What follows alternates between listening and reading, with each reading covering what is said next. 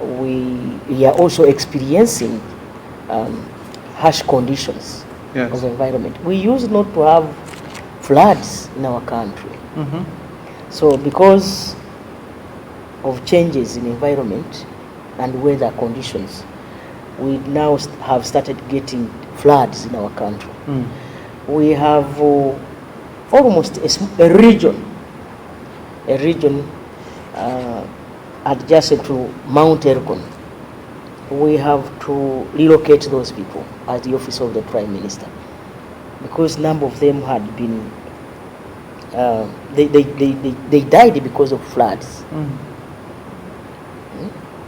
and landslides. Uganda will have a critical role because you are now The chair. taking on the chairmanship of the G77 in China.